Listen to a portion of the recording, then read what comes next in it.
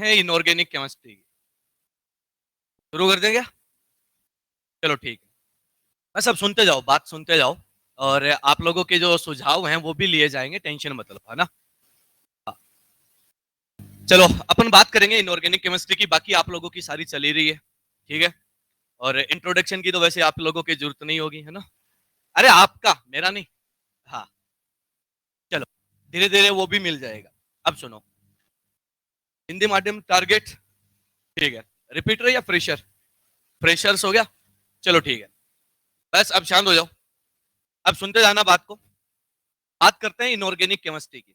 Inorganic chemistry में कौन कौन से चैप्टर होंगे ये तो आपको बचपन से ही पता है, अरे है ना। हाँ ठीक है।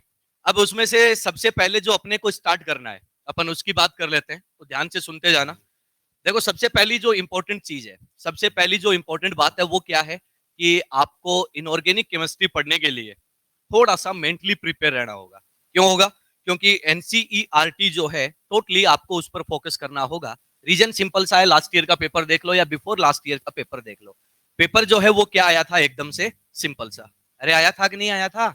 आया था। तो एकदम सिंपल सा पेपर आया हुआ है, उसी के हिसाब से एनसीईआरटी से ही क्वेश्चन आए हुए हैं। सारी कहानियां क्या है आपकी वहीं से बन रही है, ठीक है। तो उसी के हिसाब से हम लोग प्रिपरेशन करेंगे। जो चैप्टर्स आपको पढ़ने हैं वो कौन से हैं वो आपको पहले से पता है। कौन सा? पीरियोडिक टेबल, उसके बाद केमिकल बॉन्डिंग, उसके बाद कोऑर्डिनेशन केमिस्ट्री, मेटलर्जी और ब्लॉक केमिस्ट्री। क्लियर है? ये सिंपल सिंपल से चैप्टर्स हैं। अब सुन लो कि आपका जो कोऑर्डिनेशन है, मेटलर्जी है और ब्लॉक केमिस्ट्री है, ये तो टोटली आपका एनसीईआरटी बेस्ड रहेगा। क्यों रहेगा? क्योंकि सारे के सारे क्वेश्चंस आपके वहीं से आए हुए हैं, ठीक है। बच्चा पीरियोडिक और बॉन्डिंग, पीरियोडिक और बॉन्डिंग का सीन जो है ना वो थोड़ा सा अलग है। क्यों है? क्योंकि उस पर जो क्वेश्चंस बनते हैं वो बनते हैं कहां से, थोड़े से डेटाबेस और थोड़े से कॉन्सेप्चुअल। तो उसी के हिसाब से आपको ये दो चैप्टर तो एनसीईआरटी से पढ़ने की जरूरत नहीं पड़ेगी, लेकिन जितने भी रिमेनिंग चैप्टर है सारे के सारे आपको एनसीईआरटी से पढ़ने की रिक्वायरमेंट है। तो एनसीईआरटी तो आप सब लोगों के पास होगा। अरे वाह यार, क्या बात है। तो पहले से खरीद के रखे हो गया? 11 ट्वेल्थ में? 11 ट्वेल्थ में बुक खरीदी थी? बड़े अच्छे बच्चे हो यार तुम तो। चलो, तो चलो नोटबुक निकालो और स्टार्ट करते हैं। बस नोटबुक निकाल लो, टाइम ज्यादा वेस्ट नहीं करना है ना। बस शांत एकदम। हाँ, नोटबुक निकालो और हेडिंग डाल दो।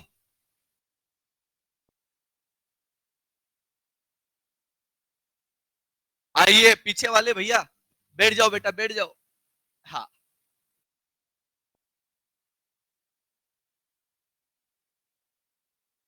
हाँ, करेंगे स्टार्ट। चलो सर, हेडिंग लगा लो, पीरियोडिक टेबल।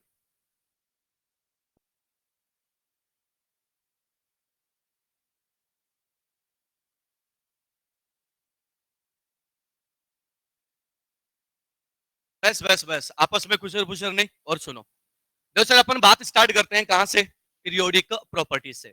अब सुनते जाना, इस चैप्टर में आपको जो पढ़ना है और आप लोगों को जो चीजें ध्यान में रखनी है वो क्या क्या है, ठीक है। देखो, सबसे मोस्ट इंपॉर्टेंट चीज कि आपको जो पढ़ना है, सबसे पहले पीरियोडिक टेबल जो है, पीरियोडिक प्रॉपर्टीज जो है, उसका जो बेसिक है, क्लासिफिकेशन ऑफ एलिमेंट, वो अपने को क्या होना चाहिए, ढंग से आना चाहिए। एग्जाम का जो लास्ट ईयर का पेपर आपने देखा होगा, उसमें उसने आईयूपीएससी नेम और उस एलिमेंट का जो है कॉम्बिनेशन आपसे पूछा था, याद है क्या? पीरियोडिक टेबल में वो कॉम्बिनेशन जो है वो क्या है, एकदम से बेसिक प्रॉपर्टी है और एकदम से नॉर्मल सी चीज है। तो उसको देख के ये लगता है कि एग्जाम का लेवल या एग्जामिनर कहां तक गिरेगा, इसकी कोई गारंटी नहीं है। क्लियर है? वो आपसे कुछ भी पूछ सकता है। आप कोई भी क्वेश्चन उठा के देखो इनऑर्गेनिक का, उसमें आपको क्या लगेगा कि यार ये क्वेश्चन भी क्या पूछने के लायक है क्या। क्लियर है? तो आपको उसी हिसाब से अपनी प्रिपरेशन करनी है। हर एक बेसिक पॉइंट आपको आना चाहिए और हर एक बेसिक चीज पे आपकी कमांड होनी चाहिए। अगर बेसिक आता है तो सर लेवल ऑटोमेटिकली इनऑर्गेनिक में तुम अचीव कर जाओगे, ठीक है। तो चलो सर, बात करते हैं कहां, एकदम स्टार्टिंग से जहां पर पीरियोडिक टेबल बना था, ठीक है। उसके बारे में ज्यादा कुछ नहीं बताएंगे, सिंपल सिंपल सी बातें आपको बताते हैं, आप लोग सुनते जाना। देखो सर, क्लासिफिकेशन की मैं बात करूं तो पहला जो क्लासिफिकेशन था, एक बहुत ही इंपॉर्टेंट साइंटिस्ट आए थे जिसका नाम आप सब लोगों ने बचपन से सुना होगा। और वो जो नाम है वो क्या है, याद है क्या किसी को? लेवोसिए। अरे याद है क्या? ये बता रहा हूं सर, लिखने का नहीं है ना, सिर्फ सुनने का है। नाम सुना हुआ है क्या? सुना हुआ है। सर लेवोसियर जो है वो पहले साइंटिस्ट थे जिन्होंने क्या किया था, एलिमेंट को क्लासिफाइड करा था। सुनते जाना, ठीक है। ये स्टार्टिंग है एकदम से। क्या था? पहला ऐसा साइंटिस्ट था जिसने एलिमेंट को क्लासिफाइड करा, वर्गीकृत करा, दो पार्ट में क्लासिफाई किया था। और वो क्लासिफिकेशन का जो उसका बेसिस था वो कौन सा था? Metal and non metal. एकदम सिंपल सी और नॉर्मल सी बात है। अब आप लोग जानते हो कि मेटल के क्या प्रॉपर्टी होते हैं और नॉन मेटल के क्या प्रॉपर्टी होते हैं। अगर किसी को मेटल और नॉन मेटल के प्रॉपर्टी चाहिए तो आपके सामने ये डिस्क पड़ा है, इसको बजा के देख लो, ये मेटल है। मेटल ही है ना? अरे ये मेटल ही है ना? हाँ, बजा के देख सकते हो, थोड़ा सा, ज्यादा नहीं, थोड़ा सा, बस बस बस बस। ठीक है, ये क्या है? मेटल के प्रॉपर्टी। लगी क्या हाथ में थोड़ी सी? ठीक है, अगर किसी को नॉन मेटल की प्रॉपर्टी चाहिए तो वो क्या कर सकता है? आपके पास पेन होगा या आपका जो गाल है उसको बजा के देख सकते हो। ठीक है, वो क्या है? आपके नॉन मेटल की प्रॉपर्टी। ठीक है, मतलब कि जो मेटल है वो क्या होता है? बहुत ही ज्यादा हार्ड होता है। लेकिन नॉन मेटल के केस में कुछ सॉफ्ट होते हैं और कुछ हार्ड होते हैं। मेटल को जब आप लोग बजाते हो तो एक ध्वनि उत्पन्न होती है, होती है क्या? जैसे ड्रम बजा रहे हो, है ना? अबे मूर्खों, बोलो तो सही। होती है। और नॉन मेटल के केस में ऐसा नहीं होता। तो अब सुनो, जैसे ही लेवोसियर ने ये क्लासिफिकेशन दिया तो आप जैसे और जो साइंटिस्ट थे उनके मन का वहम जागा और उन्होंने बोला कि सर एक और ऐसा एलिमेंट मिला है जिसमें क्या है? मेटल और नॉन मेटल दोनों के प्रॉपर्टी है, जिसका नाम आप लोग क्या बोलते हो? मेटलॉइड। जैसे ही मेटलॉइड डिस्कवर हुआ, आपके लेवोसियर साहब क्या हो गए? फेल हो गए। अरे हुए कि नहीं हुए? आपने देखा होगा जितने भी दुनिया में साइंटिस्ट हुए हैं, जितने भी साइंटिस्ट हुए हैं, जैसे ही उसने कुछ किया, लोगों ने फटाफट टांगे खींचना स्टार्ट कर दिया। अरे नहीं होता कि आप लोग कुछ करते हो तो आपके पड़ोसी भी तो टांगे खींचते हैं ना? है ना? दुनिया की सबसे जो खतरनाक प्रजाति है वो क्या होती है? पड़ोसी, है ना? हाँ। जैसे तुम लोग मान लो कि एग्जाम देके घर गए होंगे या एग्जाम देके घर जाओगे तो जाते ही क्या बोलेंगे? डॉक्टर क्या हालचाल है? अरे होता कि नहीं होता?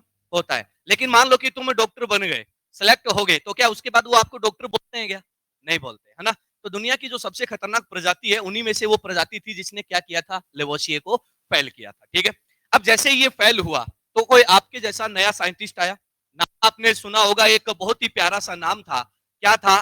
डोबेराइनर, जिसे आप लोग हिंदी में डोबरनियर बोलते हो, वही है। डोबेराइनर या डोबरनियर था। उसने क्या किया था? एलिमेंट का नया क्लासिफिकेशन दिया। इसने क्या दिया? एकदम वाहियात सा क्लासिफिकेशन था। इसने बोला कि तीन एलिमेंट ले लो। कौन से हैं? ए, बी और सी। फर्स्ट एलिमेंट और लास्ट एलिमेंट जो है, इनके एटॉमिक मास का क्या कर लो? एवरेज। तो वो किसके इक्वल आता है आपके? तो अपन क्या बोलते हैं कि सर जो मिडल एलिमेंट है, जो मध्य में जो एलिमेंट है, उसके एटॉमिक मास के ऑलमोस्ट सेम या इक्वल आता है। क्लियर है? फिर क्या हुआ कि इसका क्लासिफिकेशन थोड़े दिन चला, फिर इसके भी दुश्मन पैदा हो गए। और क्या हुआ? तो उसने कहा कि चलो सर सबके ट्राइड बना के बता दो। तो सबके ट्राइड बने नहीं, तो डोबेराइनर भी क्या हो गया? फेल हो गया। ठीक है, उसके बाद एक और साइंटिस्ट आए, नए साइंटिस्ट थे, सबने नाम सुन रखे हैं, सब के सब। नाम क्या है? न्यूलैंड। सुना हुआ है क्या? सुना हुआ है। न्यूलैंड जो था, इस न्यूलैंड ने एक नया ही क्लासिफिकेशन दिया। ये थोड़े से संगीत प्रेमी थे। संगीत जानते हो ना? हाँ, ये थोड़े से क्या थे? संगीत प्रेमी थे। अब देखो सर, आपने संगीत सुना होगा, कौन से वाला? हाँ, सारे गामा पा वाला, वही वही वही वही। तो क्या बोलते हैं कि जो संगीत होता है उसमें कितने सुर होते हैं? संगीत में कितने सुर होते हैं? सात सुर या आठ होते हैं? सात ही होते हैं। कौन कौन से होते हैं? सा रे गा मा पा धा नी सा। सा क्या हो गया? वापिस रिपीट। यानी कि सर सातवां जो एलिमेंट है उसके जैसे ही तुम आगे आठवें पे जाओगे तो पहला और आठवां सुर क्या मिलता है? सेम। तो पहला और आठवां एलिमेंट है उसके प्रॉपर्टी भी क्या मिलते हैं? सेम मिलते हैं। ये बात किसने बताई थी? आपके न्यूलैंड ने। न्यूलैंड ने इसके आधार पर जो रूल दिया था, जो क्लासिफिकेशन दिया था, उसको हम लोग नाम क्या देते हैं? न्यूलैंड का अष्टक नियम। क्लियर है? लेकिन ये भी जो है वो 20 एलिमेंट तक ही लागू हुआ। उसके बाद ये भी क्या हो गया? फेल हो गया। मतलब लोग आते गए और फेल होते गए। इसके बाद एक और साइंटिस्ट आए थे जिसका नाम अगर आपने सुना हो तो वो थे कौन से? Lothar Meyer. कौन था?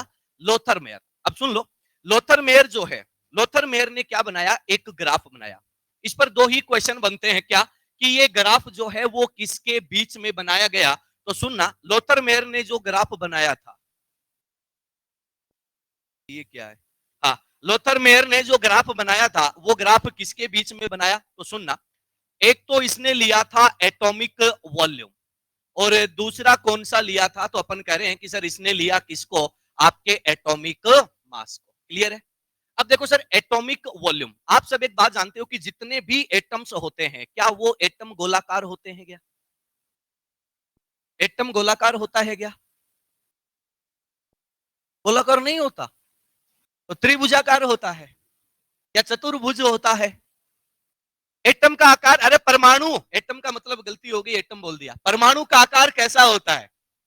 गोलाकार होता है। एटम कैसा होता है? हाँ, तो परमाणु का आकार कैसा होता है? गोला। और एक बात बताओ कि गोले का जो आयतन होता है उसको निकालने का फॉर्मूला क्या होता है? 4/3 पाई r क्यूब, यही होता है क्या?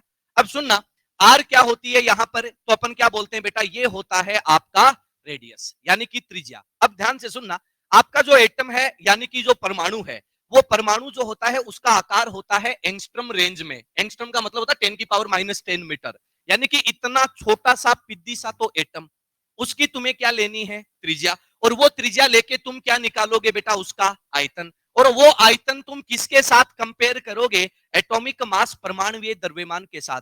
क्या ये काम बहुत आसान है क्या? नहीं है सर। अरे छोटा सा तो परमाणु, देखेंगे परमाणु किसी ने? तुम सांस लेते हो, मैं जब सांस लेता हूं, है ना, सुना होगा ना, तो तुम जब सांस लेते हो तो कौन सी गैस अंदर जाती है? सारी गैसें जाती हैं अंदर। तो सारी गैसें अंदर जाती हैं, तो वो क्या है? मॉलिक्यूल है क्या? मॉलिक्यूल है। जब तुम मॉलिक्यूल को नहीं देख पा रहे तो क्या तुम लोग एटम को देख पाओगे क्या? नहीं सर। तो अपन क्या कह रहे हैं कि एटम क्या है? एक नैनो पार्टिकल है जिसकी रेंज जो है वो एंगस्ट्रम रेंज में आता है। तो अपन कह रहे हैं कि सर पहले तो हम उसका रेडियस नहीं ले पाएंगे, रेडियस ले लेंगे तो हम लोग यहाँ पर मैथ नहीं कर पाएंगे। क्यों नहीं कर पाएंगे? क्योंकि हम बायोलॉजी के स्टूडेंट हैं। अरे है कि नहीं है? तो अपन क्या कह रहे हैं कि सर ये तो बड़ा पंगे वाला काम था। तो ये जो क्लासिफिकेशन है बहुत ही सटीक था, लेकिन इसमें एक प्रॉब्लम थी। प्रॉब्लम क्या थी? प्रॉब्लम ये थी कि सर यहाँ पर जितने भी काम हो रहे थे वो बहुत ही ज्यादा डिफिकल्ट थे। और आप जानते हो कि कोई भी मुश्किल काम करना हमें पसंद नहीं है। हमें क्या चाहिए? जो काम आसानी से हो जाए, एक काम को छोड़कर, है ना। चलो, वो काम क्या है वो देखेंगे अभी थोड़ी देर में। अब सुनो, ये बात समझ में आ गई। अब इसने जो ग्राफ बनाया वो ग्राफ भी इसकी डिफिकल्टी की वजह से क्या हो गया? फेल हो गया। इसके बाद आते हैं सर एक नए अवतार, जिसके बारे में आपने बहुत सुना है। वो नाम कौन है? तो अपन कहते हैं वो है आपका कौन? मेंडलीव। कौन है? मेंडलीव। मेंडलीव का नाम सबने सुना है। मेंडलीव का पीरियोडिक टेबल, मेंडलीव का पीरियोडिक टेबल, ध्यान से सुनना, ये पहला आदमी था जिसने एलिमेंट को बहुत ही तरीके से क्लासिफाइड किया था। ध्यान से सुन लेना, पहला बंदा था जिसने एलिमेंट को क्या किया था? बड़े ही ढंग के तरीके से क्लासिफाइड करा था, वर्गीकृत करा था। इसने एक लॉ दिया था, एक नियम दिया था जिसको हम लोग बोलते हैं मेंडलीव्स पीरियोडिक लॉ या मेंडलीव का आवर्त नियम। इसने क्या बोला कि सर जितने भी एलिमेंट आपके पास नोन है, जितने भी ज्ञात हैं, उन सभी के फिजिकल और केमिकल प्रॉपर्टी यानी कि भौतिक और रासायनिक गुण जो हैं वो क्या होते हैं? उनके एटॉमिक मास यानी कि परमाणुीय द्रव्यमान के आवर्ती फलन होते हैं। यहां पर एक प्यारा सा वर्ड आया है, वो कौन है? आवर्ती फलन। नाम सुना हुआ है क्या? अरे क्या ये नाम सुना हुआ है क्या? पीरियोडिक मोशन, आवर्त गति। अबे फिजिक्स का है। पीरियोडिक मोशन, आवर्त गति का मतलब क्या होता है? ओहो, हाँ बोलो बोलो। पीरियोडिक मोशन यानी कि आवर्त गति का मतलब क्या होता है? हाँ, मैं अंदर बैठे बैठे करते रहो। अरे कोई एक तो बोल दो आवर्त गति। पढ़े लिखे बच्चे हो तुम, अनपढ़ थोड़े हो। बोलो। हाँ, फिजिक्स का है क्या? चलो ठीक है, अब सुनना। देखो अपन लोग क्या कहते हैं कि सर एक निश्चित समय अंतराल में, सुन लेना, एक निश्चित समय अंतराल में या एक फिक्स टाइम इंटरवल में क्या होता है? आपके प्रॉपर्टीज का रिपीटेशन जो होता है उसके लिए वर्ड क्या आता है? तो अपन कहते हैं कि आवर्ती फलन या पीरियोडिक प्रॉपर्टी। ध्यान से सुनना, जैसे मैं बात कर लूं किसकी? अपने प्लेनेटरी सिस्टम की, यानी कि आपका जो सौर मंडल है उसकी बात कर लेते हैं। तो उसके सेंटर पर कौन है? आपका सूर्य। अरे हाँ या ना? उसके चारों ओर जो आपकी अर्थ है वो क्या कर रही है? चक्कर लगा रही है। अब आप क्या कहते हो कि सर अर्थ जो है वो एक फिक्स टाइम इंटरवल के बाद क्या करती है? रिपीटेशन करती है किसका? अपनी पोजीशन का। तो आप लोग क्या कहते हो कि 365 डेज के बाद क्या हो जाता है? आपका एक साल पूरा हो जाता है। अरे होता कि नहीं होता? यानी कि एक फिक्स टाइम इंटरवल लेना है, एक निश्चित समय अंतराल लेना है और उस समय अंतराल के बाद अगर प्रॉपर्टी का रिपीटेशन हो रहा है, उसकी पुनरावृत्ति हो रही है, तो ऐसे प्रॉपर्टी के लिए वर्ड क्या आता है? आवर्ती फलन। हेलो, समझ आ रहा है? अबे मूर्खों, तुम्हारे आप लोगों ने भी ऐसे आवर्ती फलन कई करे होंगे, करे हैं क्या? बोला हाँ, क्लास छूटने का टाइम इतनी बजे, तो इतनी बजे वहां पर मेरे को प्रेजेंट होना है, वहां से लेकर घर तक छोड़ के आना है, फिर घर से निकलने का समय इतनी बजे, वहां से लेकर मेरे को वहां तक कोचिंग तक छोड़ के आना है, इतनी बजे बाहर भ्रमण का काम होता है, तो पिपराली सर्कल पे या पिपराली रोड पे भ्रमण करना है। वो एक फिक्स टाइम पे होता है, तुम्हारी मर्जी से थोड़ी होता है। अरे पीछे वालों, समझ रहे हो? वो क्या होता है? एक फिक्स टाइम इंटरवल के अंदर ही होता है। अरे फिक्स ही होता है या तुम्हारे हिसाब से चेंज होता है? सी होता है। तो अपन क्या कहते हैं कि ऐसे जो मोशन होते हैं, ऐसे जो काम होते हैं, इनके लिए वर्ड क्या यूज आता है? पीरियोडिक। क्लियर है? तो इसने क्या बोला कि जितने भी प्रॉपर्टीज हैं, कोई सा भी हो, फिजिकल हो या केमिकल हो, सारे के सारे पीरियोडिक फंक्शन होते हैं, आवर्ती फलन होते हैं किसके? एटॉमिक मास के। किसके होते हैं? एटॉमिक मास के। क्लियर है? अब ध्यान से सुनना। मेंडलीव जो था उसके टाइम जितने भी नॉन एलिमेंट थे उनकी संख्या थी केवल 63, 63। और 63 एलिमेंट को इसने क्या कर दिया? अरेंज कर दिया। मेंडलीव पहला आदमी था जिसने आवर्त और वर्ग का निर्माण किया था, लेकिन इसने नाम दूसरा दिया था। नाम क्या दिया था? सीरीज वर्ड यूज किया था, श्रेणी वर्ड यूज किया था। ठीक है? अब उसके अंदर हम ज्यादा डेप्थ में नहीं जाएंगे। उसमें उसने ना उसके सब ग्रुप भी बनाए थे, ए और बी, जो आजकल आप में जो मॉडर्न टेबल है उसमें देखते हो, first A, second A, third B. ये सारे काम किसने किए थे? मेंडलीव ने। लेकिन तुम जानते हो कि सर, मेंडलीव का काम जो है वो बिल्कुल परफेक्ट नहीं था। उसका रिजल्ट सही था, लेकिन काम करने का तरीका क्या था? गलत था। क्लियर है? जैसे मान लो कि तुम टेस्ट में चीटिंग करके नंबर ले आओ, तो तुम्हारा रिजल्ट तो ठीक है, लेकिन काम करने का तरीका क्या है? गलत है। क्लियर है? वही केस किसके साथ हुआ? मेंडलीव के। दूसरे जो साइंटिस्ट थे उन्होंने पूछना स्टार्ट किया कि मेंडलीव बताओ कि आपके जितने भी एलिमेंट हैं आपने उनको एटॉमिक मास के अकॉर्डिंग अरेंज किया है, तो आपके जितने भी आइसोटोप्स हैं, नाम सुना होगा सबने आइसोटोप। आइसोटोप का नाम सुना है समस्थानिक। समस्थानिक कौन होता है? जिनका परमाणु क्रमांक क्या होता है? समान, और परमाणु भार क्या होता है? अलग अलग। मेंडलीव ने सारे समस्थानिक को एक जगह पे रख दिया, एक एलिमेंट के समस्थानिक एक जगह पर, लेकिन उसका कॉन्सेप्ट क्या कहता है कि उनकी पोजीशन क्या होनी चाहिए? अलग अलग। ऐसा मेंडलीव ने नहीं किया। पहला प्रॉब्लम। तो लोगों ने पूछा कि मेंडलीव ऐसा क्यों? तो मेंडलीव क्या बोलता है कि बोलो भैया होगा ऐसा, लेकिन मुझे नहीं पता क्यों। क्लियर है? अगली बात। उसके बाद ऐसे बहुत सारे एलिमेंट थे जिनके एटॉमिक मास जो है वो क्या थे बेटा? समान थे। एटॉमिक मास क्या थे? समान थे, लेकिन मेंडलीव ने उनको अपनी टेबल में जगह अलग अलग दी थी। क्लियर है? तो लोगों ने पूछा कि बताओ मेंडलीव ऐसा क्यों? तो मेंडलीव का वही रटा रटाया जवाब था, क्या था? कि सर होगा तो ऐसा ही, लेकिन मुझे नहीं पता क्यों। जैसा आप लोग कहते हो कि तूने ये कांड क्यों किया, तो मुझे नहीं पता क्यों हुआ, लेकिन हो गया। अरे होता कि नहीं होता? बस वही बात मेंडलीव के साथ थी। तुम भी मेंडलीव के जैसे ही हो। ठीक है? अब सुन लो। उसके बाद क्या हुआ? उसके बाद कुछ एलिमेंट ऐसे थे जिनके एटॉमिक मास जो है वो भिन्न थे, भिन्नांक थे, फ्रैक्शन में थे। तो लोगों ने पूछा कि इनको कहां रखें? तो मेंडलीव ने वही बात दोहरा दी कि देखो, रखा हुआ है, किया हुआ है, वो बिल्कुल परफेक्ट काम है, लेकिन कैसे हुआ मुझे नहीं पता। ये उसका फिक्स जवाब था। तो इतनी सारी बातें आने के बाद मेंडलीव साहब जो है वो क्या हो गए? फेल। और रहा सहा काम पूरा कर दिया किसने? एक साइंटिस्ट का नाम सुना होगा, नील्स बोर। बोर का नाम सबने सुना है। बोर एटॉमिक थ्योरी सबने पढ़ी होगी। तो बोर जो था ना, बोर ने डिस्कवर करे थे इनर्ट गैस। और इनर्ट गैस, अक्रिय गैसों को रखने के लिए मेंडलीव के पास कोई जगह नहीं थी, उसके बारे में उसको पता ही नहीं था बेचारे को। तो अचानक से इनर्ट गैस आई, तो लोगों ने कहा कि लो इसको भी रखो, कहां रखो? तो मेंडलीव ने कहा कि मुझे नहीं पता कहां रखो। ठीक है? तो इस चक्कर में मेंडलीव साहब जो हैं वो क्या हो गए बेटा? पेल दिए गए। उनकी कहानी क्या हो गई? खत्म हो गई। ठीक है? और मेंडलीव साहब क्या हो गए? फेल। मेंडलीव के फेल होने में जिन साइंटिस्ट का सबसे इंपॉर्टेंट रोल था, वही साइंटिस्ट आपकी मॉडर्न टेबल को बनाने में भी इंपॉर्टेंस रखते हैं। तो उनकी हम लोग बात स्टार्ट करेंगे। तो आपने सबसे पहले एक साइंटिस्ट का नाम सुना होगा, हेनरी मोजले। ई मोजले। तो वहीं से हम लोग स्टार्ट करेंगे। तो हेडिंग लगा दीजिएगा। ये जो बातें आपको बताई हैं, ये बातें एकदम बेसिक बातें हैं। ये आपको जब चैप्टर खत्म होगा तो उसके लास्ट में ऐड करा दी जाएंगी, क्योंकि अभी लिखाएंगे तो ये एकदम से क्या हो जाएगा? थोड़ा सा बोरिंग सा काम हो जाएगा। ठीक है? तो इस पर कोई इतने आज तक क्वेश्चन आए भी नहीं है, लेकिन बेसिक बातें हैं, बताना जरूरी था। तो अपन आगे स्टार्ट करते हैं। हेडिंग लगा दीजिएगा और बात को स्टार्ट करते हैं।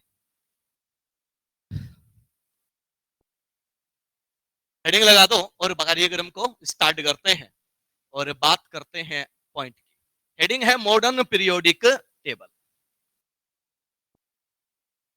हेडिंग लगा दो मॉडर्न पीरियोडिक टेबल, आधुनिक आवर्त सारणी। Modern periodic table. अभी थोड़ी बहुत अंग्रेजी चल जाएगी क्या? बिल्कुल। मॉडर्न पीरियोडिक टेबल यानी कि आधुनिक आवर्त सारणी। अब सुनना, आपकी जो मॉडर्न पीरियोडिक टेबल है, उस मॉडर्न पीरियोडिक टेबल की अपन बात करते हैं तो इसको बनाने में कुछ साइंटिस्ट, कुछ ऐसे वैज्ञानिक थे जिनका महत्वपूर्ण योगदान है, तो हम लोग 2 मिनट उनके बारे में बात करते हुए चलेंगे, वहां से क्वेश्चंस बनना स्टार्ट हो जाते हैं। तो पहले जो साइंटिस्ट थे उनका नाम क्या है? Henry Moseley. Henry Moseley's experiment. अब सुन लो भाई, हेनरी मोजले पहले ऐसे साइंटिस्ट हैं जिन्होंने कुछ ढंग का काम किया था। आप लोगों ने फिजिक्स में एक चैप्टर पढ़ा होगा, मॉडर्न फिजिक्स, और मॉडर्न फिजिक्स में एक सब चैप्टर आता है एक्सरेज, आता है ना सर? आपकी जो एक्सरेज है, उन एक्सरेज के बारे में ही हम लोग डिस्कशन करने वाले हैं। हेनरी मोजले का एक्सपेरिमेंट एक्सप्लेन कर रहा हूं, सुनते जाना, ध्यान से सुनना। अपन कहते हैं कि मोजले ने क्या किया, कुछ नहीं किया, उसने सिंपल सा एक मेटल लिया, एक धातु लिया, और उस धातु पर उसने क्या कर दिए, हाई स्पीड इलेक्ट्रॉन डाले, ठीक है? यानी कि इलेक्ट्रॉन थे, उच्च वेग वाले जो इलेक्ट्रॉन है उसको क्या करा दिया बेटा, इस पर बम्बार्ड करवा दिया, ठीक है? इसकी बम्बारमेंट करवा दी। अब ध्यान से सुनना, जब ये इसको इस पर बम्बार्ड कराएगा तो इसके साथ क्या होने वाला है वो समझने की कोशिश करना। देखो सर, एक छोटा सा एग्जांपल हम लोग अपने ऊपर ले सकते हैं। जैसे आप लोग हो, ठीक है? आप लोग हो तो आप लोगों को पकड़ के और आपके गाल पर क्या किया जाए, थप्पड़ मारा जाए, ठीक है? अब कोई भी मार सकता है, वो आपका दुश्मन मार सकता है या फिर आपके पापा मार सकते हैं ना, ठीक है? अपने से तो लगेगा नहीं, ठीक है? अब सुनो, ये मेटल सरफेस है, तो आप लोग मान सकते हो कि आपका ये जो चिक है, गाल है, ये क्या है, एक मेटल सरफेस है। हाई स्पीड इलेक्ट्रॉन यानी कि थप्पड़ जो है वो खींच के आ रहा है, वो हाई स्पीड इलेक्ट्रॉन है। अब ये बताओ कि जैसे ही पहला थप्पड़ लगेगा, आपके यहां पर क्या इफेक्ट आएगा, क्या होगा? सबसे पहले ये लाल हो जाएगा, अरे है कि नहीं है? दूसरा, तुम्हें अंदर ही से गुस्सा आएगा, ठीक है? मन मन में गालियां निकलेंगी, है ना? विभिन्न प्रकार के संस्कृत के श्लोक निकलेंगे, और उसके बाद क्या होगा, यहां से धीरे धीरे आपको फील होगा कि यहां से हीट निकल रही है, ये एरिया क्या हो रहा है, गर्म हो रहा है कि नहीं है? अब ये सोचो कि लगातार उस पर लाफे मारे जाएं, उसी जगह पर लगातार लाफे मारे जाएं, तो फाइनली आपको क्या रिजल्ट मिलेगा कि ये सूज के क्या हो गया, इतना बड़ा हो गया और एकदम से लाल हो गया, और ये एरिया ऐसे लग रहा है कि सर यहाँ पे पता नहीं आग लगी हुई है। होता कि नहीं होता? ये बताओ कि वो जो हीट जनरेट होती है, क्या हीट जो है वो एक एनर्जी का फॉर्म है? अरे है कि नहीं है? एनर्जी क्या है, हीट है। तो अपन क्या कह रहे हैं कि सर जैसे ही ये हाई स्पीड इलेक्ट्रॉन इस पर बम्बार्ड किया जाएगा, तो इस मेटल सरफेस के बीच में क्या होगा, यहाँ पर कोलिजन होगा, टक्कर होगी, और जैसे ही टक्कर होती है, यहां से क्या निकलती है, एनर्जी निकलती है। और मोजले ने क्या करा, इस एनर्जी को डिटरमाइन करा, और उसने देखा कि सर ये जो एनर्जी निकल रही है, इसकी तरंग दैर्ध्य यानी कि वेवलेंथ जो होती है, वो किसकी रेंज में आती है, एक्स रेज की रेंज में आती है। उसने इस वेवलेंथ को माप लिया, और उसके रिजल्ट जो है, वो डेटा जो है वो अपनी पुस्तक में लिख लिए। उसके बाद क्या करा, उसने मेटल को चेंज कर दिया। यहां पर उसने दूसरा मेटल लिया, दूसरा मेटल लेकर उस पर इलेक्ट्रॉन को क्या कराया, बम्बार्ड कराया। फिर से क्या हुआ, कोलिजन हुई, टक्कर हुई, और वापस क्या निकले बेटा, एक्सरेज निकले। उसने उसके फ्रीक्वेंसी को क्या कर लिया, मेजर कर लिया। क्लियर है? ये प्रैक्टिकल वो बार बार करता गया। जितने एलिमेंट आपके पास हैं, सब के सब एलिमेंट पे उसने ये एक्सपेरिमेंट किया, और एक्सपेरिमेंट के जो डेटा हैं, उन डेटा को उसने क्या कर लिया, कलेक्ट कर लिया। कलेक्ट करने के बाद उसने दो काम किए। पहला काम, उसने एक ग्राफ बनाया, ध्यान से सुनते जाना। पहला काम जो है, उसने एक ग्राफ बनाया, और ग्राफ में किसको यूज करा, एक्स रे की जो फ्रीक्वेंसी है, जो आवृत्ति है, उसको यूज करा। उसने क्या किया कि यहां पर वाई एक्सिस पर क्या ले लिया, आपकी जो फ्रीक्वेंसी निकली थी, उस फ्रीक्वेंसी का स्क्वायर रूट यानी कि वर्गमूल लिया, और यहां पर उसने लिया किसको, एटॉमिक मास को। मैंने बोला दो काम किए, उसमें पहला काम ये है, ठीक है? अब दूसरा सुनना, दूसरा काम उसने क्या किया, उसने एक और ग्राफ बनाया, और ग्राफ में वाई एक्सिस पे क्या रखा, उसने जो एक्सरे निकल रही थी, उस एक्सरे की आवृत्ति का वर्गमूल रखा। लेकिन इस बार यहां पर इसने क्या रखा सर, आपका एटॉमिक नंबर, यानी कि परमाणु क्रमांक जो है उसके साथ ग्राफ बनाया। अब सुन लो, तुम खुद जानते हो कि सर एक एक परमाणु का द्रव्यमान था, और उसकी जो आवृत्ति निकली है, उस आवृत्ति का उसके साथ रिलेशन बनाना अपने आप में एक बहुत ही मुश्किल काम था, लेकिन इसने कर लिया। ध्यान से सुनना, उसको जो एक्सपेरिमेंट का रिजल्ट मिला, वो रिजल्ट किस टाइप से मिला, तो यहां पर अपन कह देते हैं कि सर यहां से उसको इस टाइप से एक इररेगुलर जो ग्राफ है वो क्या हुआ, प्राप्त हुआ। इररेगुलर ग्राफ प्राप्त हुआ तो वो एग्जैक्ट स्ट्रेट लाइन तो नहीं था, लेकिन वो लगभग स्ट्रेट लाइन उसको यहां से प्राप्त हुआ। ठीक है, दूसरा ग्राफ उसने बनाया किसमें, जो मुक्त होने वाली आपकी फ्रीक्वेंसी है एक्सरे की, उसका वर्गमूल और एटॉमिक नंबर परमाणु क्रमांक के बीच में। तो यहां पे जो ग्राफ बनाया बेटा, वो ग्राफ उसको क्या मिला, एक परफेक्ट स्ट्रेट लाइन मिला। तो अब ध्यान से सुनना, इस एक्सपेरिमेंट के आधार पर मोजले ने क्या किया, बताया कि सर आपका एटॉमिक मास जो है वो फंडामेंटल यानी कि मूलभूत इकाई नहीं है। फंडामेंटल यूनिट अब क्या बनने वाला है, आपका एटॉमिक नंबर। क्लियर है, बात समझ में आ गई। ये बात किसने बताई, आपके हेनरी मोजले ने। मोजले ने क्या किया, एक्सपेरिमेंट किया, मेटल सरफेस पर हाई स्पीड इलेक्ट्रॉन को बम्बार्ड करा, वहां से जो एक्सरे निकली उस एक्सरे की फ्रीक्वेंसी का एटॉमिक नंबर और एटॉमिक मास के साथ ग्राफ बनाया। तो उसका जो रिजल्ट है वो क्या कहता है कि सर आपकी फंडामेंटल यूनिट जो है, मूलभूत इकाई जो है, वो क्या होने वाली है, एटॉमिक नंबर। क्लियर है, इतना काम किया था किसने, हेनरी मोजले। बात पल्ले पड़ गई सबको। हेनरी मोजले का काम जैसे ही खत्म हुआ, उसी टाइम दूसरे दिग्गज आदमी थे नील्स बोर।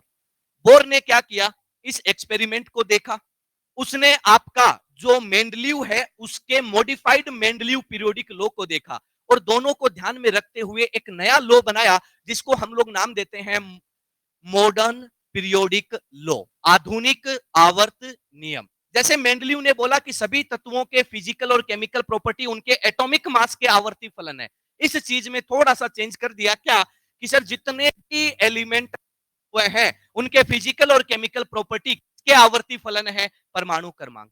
बात पल्ले पड़ गई। तो ये बात बताने वाला कौन है, नील्स बोर। नील्स बोर को प्रेरणा कहां मिली, अरे नील्स बोर को प्रेरणा कहां मिली, पीछे वाले हंस रहे हैं, प्रेरणा बेटा ये वाली, इससे जो प्रेरणा मिलती है वो बात है ना। हाँ, नील्स बोर को प्रेरणा कहां मिली, तो अपन कह रहे हैं कि सर उसको प्रेरणा मिली किससे, हेनरी मोजले से और मेंडलीव से। बात पल्ले पड़ गई सबको, अरे हाँ या ना, एकदम सिंपल सा कॉन्सेप्ट है। ठीक है, तो ठीक है, बेस पे हम आगे बढ़ते हैं और लिखना स्टार्ट कीजिए। हेनरी मोजलेज एक्सपेरिमेंट, मोजले का हिंदी में क्या प्रयोग, लिखिएगा, हेडिंग लगा दो बेटा, हेनरी मोजलेज एक्सपेरिमेंट।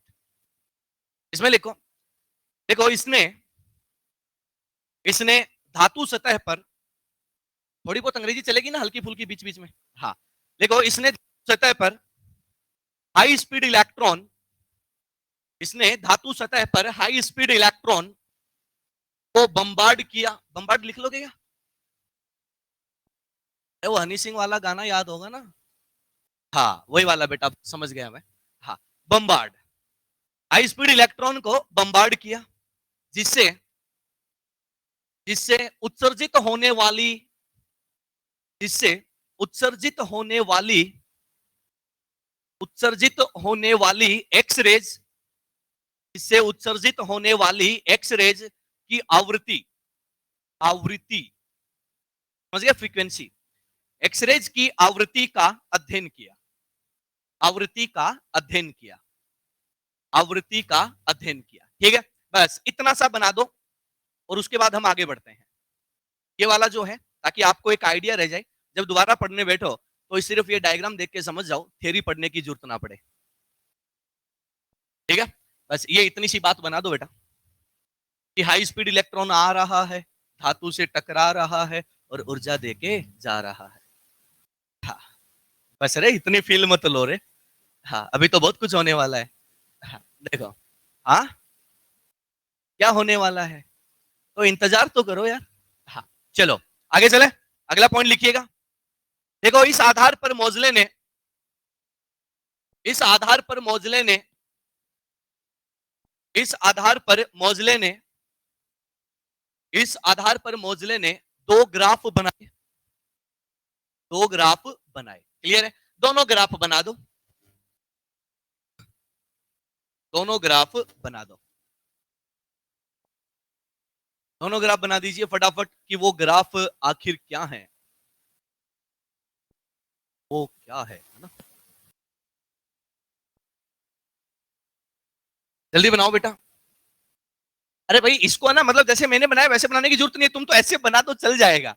वो मोजले देखने थोड़ी आ रहा है कि मेरा किया हुआ काम बच्चे कैसे कर रहे हैं, वो बिल्कुल नहीं पूछेगा आपसे कि हाँ मैंने जो काम दिया था वो काम बच्चों ने कैसे किया। हाँ क्या नाराज हो जाएगा? तो तेरा कौन सा ससुर लग रहा है बे वो नाराज हो जाएगा तो? हाँ चलो हो गया। चले आगे, इसमें लिखिएगा फटाफट एक बात लिख के छोड़ दो। लिखो, देखो स्क्वायर रूट ऑफ म्यू तथा atomic mass, square root of mu तथा atomic mass, square root of mu तथा एटॉमिक मास का ग्राफ लगभग सरल रेखा होता है, लगभग सरल रेखा होता है, लगभग सरल रेखा होता है। जबकि जबकि स्क्वायर रूट ऑफ म्यू तथा एटॉमिक नंबर, जबकि स्क्वायर रूट ऑफ म्यू तथा एटॉमिक नंबर का ग्राफ,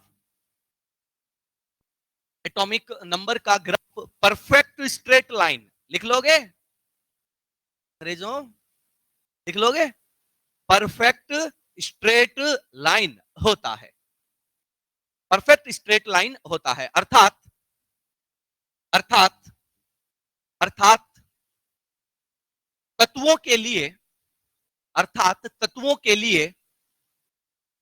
के लिए परमाणु क्रमांक, तत्वों के लिए परमाणु क्रमांक फंडामेंटल यूनिट होता है, तत्वों के लिए परमाणु क्रमांक फंडामेंटल यूनिट होता है, ना कि एटॉमिक मास।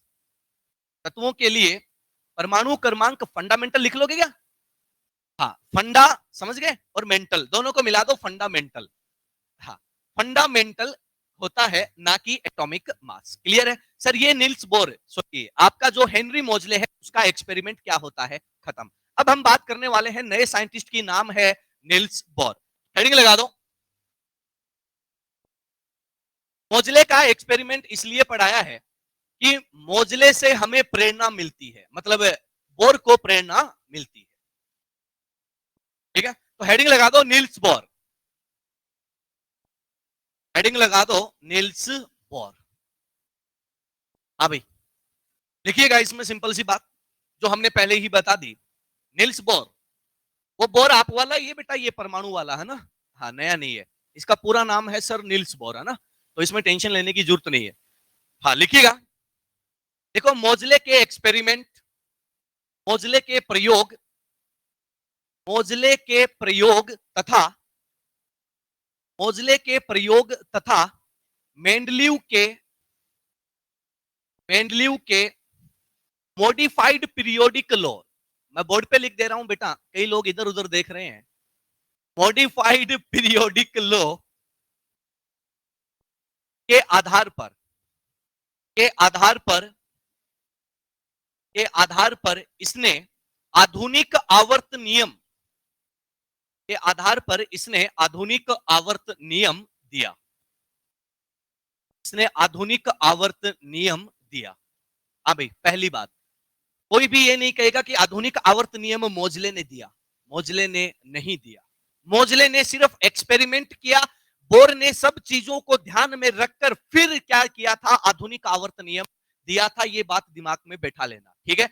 तो चलो आधुनिक आवर्त नियम क्या है, तो किसी भी महान आदमी के द्वारा कही गई बात को हम इन्वर्टेड कोमा में लिखते हैं, तो इन्वर्टेड कोमा लिखे और इसमें बना के स्टार्ट कीजिएगा।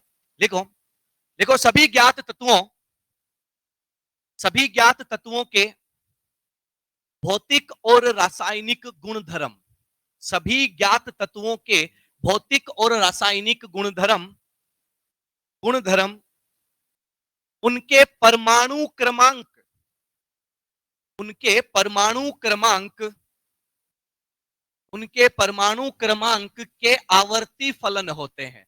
इस बार जो आवर्ती लिखना है वो ये वाला है बेटा,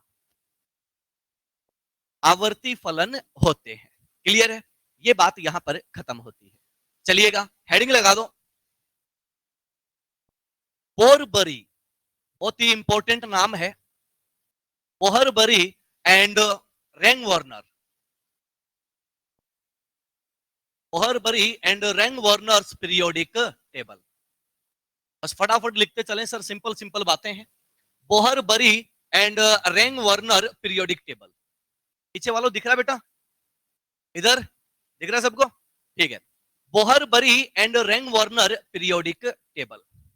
अब सुनना भाई, ध्यान से सुनना, दो बातें बता रहा हूं और नील्स बोर के बारे में बात को मैं स्टार्ट करता हूं, सुनते जाना। नील्स बोर का नाम इतना फेमस क्यों है, क्यों लोग उसको इतनी बार यूज करते हैं, तो सुनना। नील्स बोर ऐसा आदमी था जिसने हाइड्रोजन परमाणु का पूरा अध्ययन किया था। याद है आपको? आप लोग एटॉमिक स्ट्रक्चर में पूरा का पूरा पढ़ते हो, बोर्स एटॉमिक थियरी पढ़ते हो ना। उसने एटम और इलेक्ट्रॉन के बारे में सब कुछ बता रखा है, ऑलमोस्ट जो वो कर सकता था उसने कर रखा है। लेकिन कुछ और ऐसी बातें हैं जो हमें जाननी क्या है यहाँ पर आवश्यक है, जो यहाँ पर हमें जाननी क्या है आवश्यक है। वो बातें कौन सी है, सुनते जाना। बोर पहला ऐसा साइंटिस्ट था जिसने क्वांटम नंबर, ध्यान से सुनना मैंने क्या बोला, क्वांटम नंबर वर्ड को यूज किया था। क्या आप क्वांटम नंबर के बारे में थोड़ा बहुत जानते हैं क्या? जानते हैं। क्वांटम नंबर जो है उसमें आप कहते हो कि क्वांटम संख्याएं कुल 4 होती हैं, उसमें एक पहला क्वांटम संख्या आती है, कौन सी? प्रिंसिपल क्वांटम संख्या, यानी कि मुख्य क्वांटम संख्या। अब सुनो, बोर जो था इसी ने बताया था कि प्रिंसिपल क्वांटम नंबर क्या होता है। क्लियर है? मैं इसके डिटेल में नहीं जाने वाला क्योंकि आपने हो सकता है पढ़ रखा होगा, नहीं एटॉमिक में आ जाएगा। अब सुन लो, बोर ने क्वांटम संख्या बताई। इसके बाद आप लोग एक चीज और पढ़ते हो, नाम आता है इलेक्ट्रॉनिक कॉन्फ़िगरेशन, इलेक्ट्रॉनिक विन्यास। पढ़ा हुआ है क्या सबका? सुना है। अब सुनो, इलेक्ट्रॉनिक विन्यास का जो कॉन्सेप्ट है वो भी किसने दिया हुआ है? बोर ने। तो ध्यान से सुनना, मैं लिख रहा हूं कि बोर ऐसा साइंटिस्ट है जिसने क्या किया था, आपका जो इलेक्ट्रॉनिक कॉन्फ़िगरेशन है, इलेक्ट्रॉनिक विन्यास है, इसका कॉन्सेप्ट आप लोगों को दिया था। अब सुनो, हम लोग यहां पर अब बात करने वाले हैं किसकी? पीरियोडिक लॉ की। सुनो, पीरियोडिक लॉ ने क्या बोला कि सर आपके जितने भी तत्व हैं उनके भौतिक और रासायनिक गुण धर्म उनके परमाणु क्रमांक के आवर्ती फलन होते हैं। सही बात है। इसका मतलब समझाता हूं, सुनना। अगर तुम अपने तत्वों को परमाणु क्रमांक के बढ़ते हुए क्रम में व्यवस्थित कर दो, सुनना मैंने क्या बोला, तत्वों को क्या करना है? परमाणु क्रमांक के बढ़ते हुए क्रम में अरेंज कर दो, तो एक निश्चित परमाणु क्रमांक के अंतर के बाद क्या होता है? गुणों की पुनरावृत्ति होती है। इसको सीधे शब्दों में सुनो, आपकी आधुनिक आवर्त सारणी होती है, उसमें दो चीजें होती है, एक होता है आवर्त और दूसरा क्या होता है? वर्ग। होता है क्या? अरे हाँ या ना? जो ऊर्ध्वाधर कॉलम होते हैं, रेखाएं होती हैं, उनको आप क्या बोलते हो? वर्ग। कुल कितने वर्ग होते हैं? 18। सही है। एक वर्ग से संबंधित सभी तत्वों के गुण लगभग क्या होते हैं? समान। हाँ या ना? अब सुनो, दूसरी चीज होती है क्षैतिज रेखाएं। उन क्षैतिज रेखाओं को आप लोग नाम क्या देते हो? आवर्त। हाँ या ना? कुल आवर्त कितने हैं तुम्हारे पास? 7। बात पल्ले पड़ गई। अब सुनो, देखो सर, परमाणु क्रमांक हाइड्रोजन का, लिथियम का और सोडियम का क्या एक नियमित अंतराल के बाद गुणों की पुनरावृत्ति हो रही है क्या? हो रही है। यही क्या है? आधुनिक आवर्त नियम। बात पल्ले पड़ गई सबको? अरे यस और नो?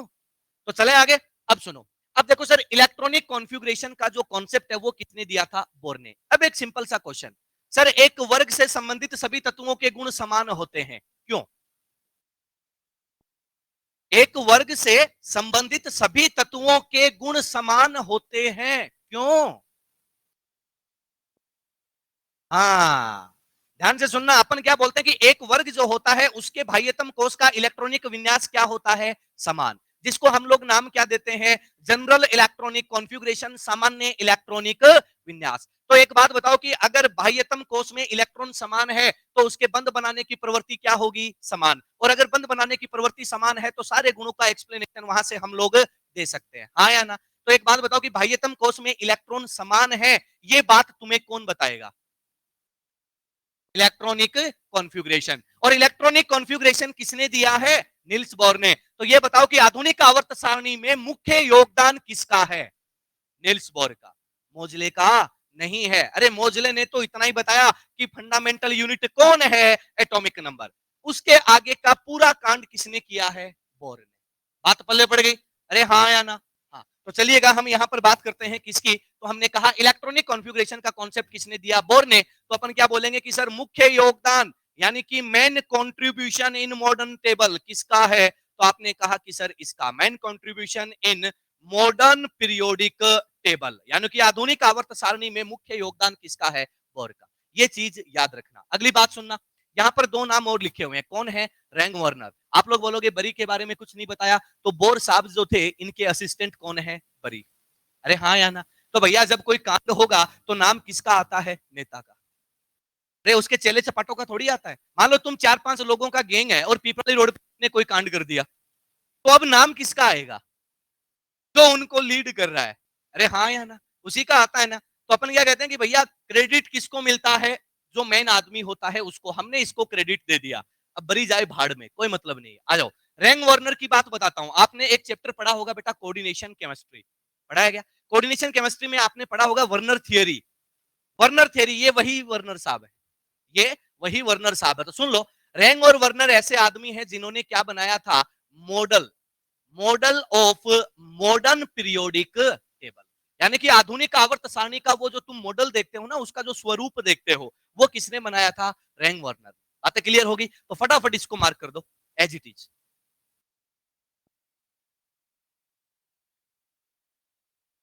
बेटा, क्या नाम आपका? आप? हाँ, पीछे मत देखो रे, पीछे तो देखो, इधर देखो। तो क्या नाम है आपका? अरे आप नहीं बेटा, गुजर साहब आपसे जो आगे बैठे हैं। हाँ जी। हाँ, अभिषेक बच्चन। अरे अभिषेक, एक वो अभिषेक है जो कुछ नहीं करता, और एक तू अभिषेक है कि पता नहीं क्या किए जा रहा है। तेरा ध्यान क्लास में लगा तो कुछ हो जाएगा, नहीं तो कुछ नहीं होगा। समझ रहा है कुछ का मतलब? इस कुछ में बहुत कुछ छुपा है ना।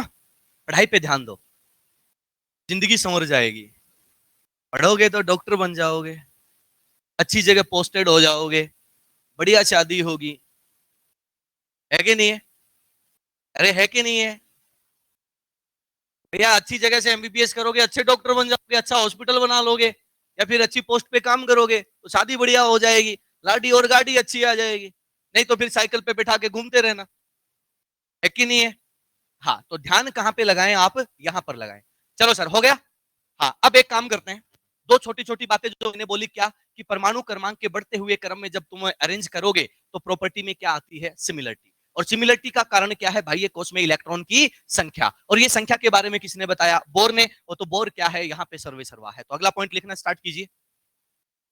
देखो, देखो, यदि तत्वों को यदि